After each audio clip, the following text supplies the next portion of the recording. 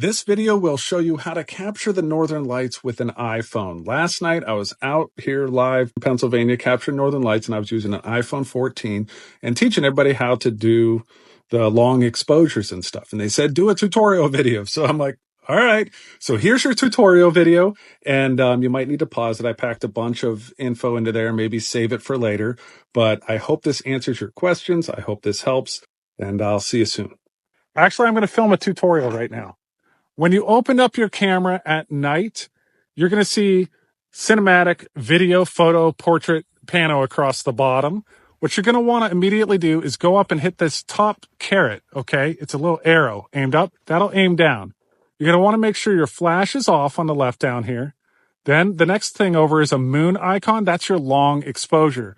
Over on the right, the plus or minus symbol, that's your brightness exposure.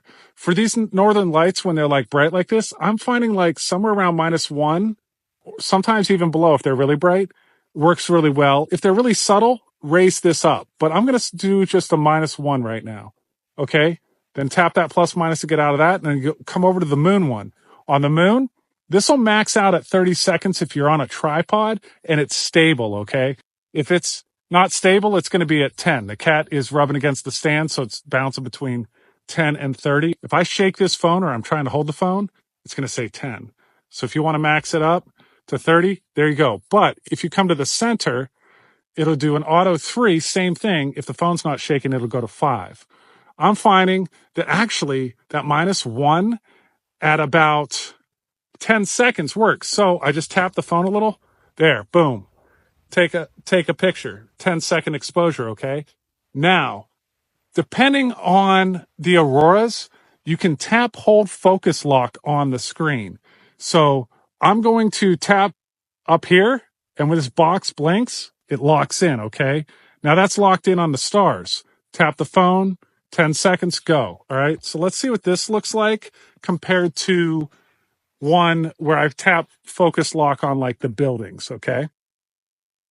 So this image coming up here, really pretty, big vibrant sky, but I'm seeing like some shadows here along the ground and stuff.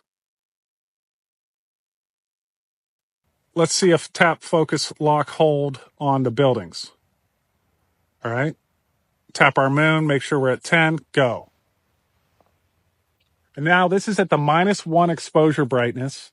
We'll see what it looks like compared to the last one. Now these auroras are changing tonight quite a bit, quite quickly, but we can still see this one has a much darker ground and much better clarity up high, but it does cut off up there.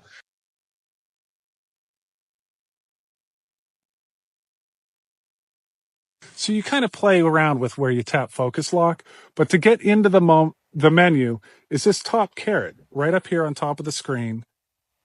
That'll get you into it. And another icon showing you your brightness exposure is right here.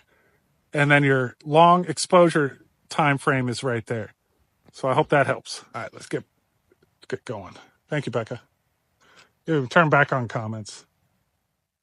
I don't know if that was a good tutorial or not. You guys let me know. Did that suck or was it okay?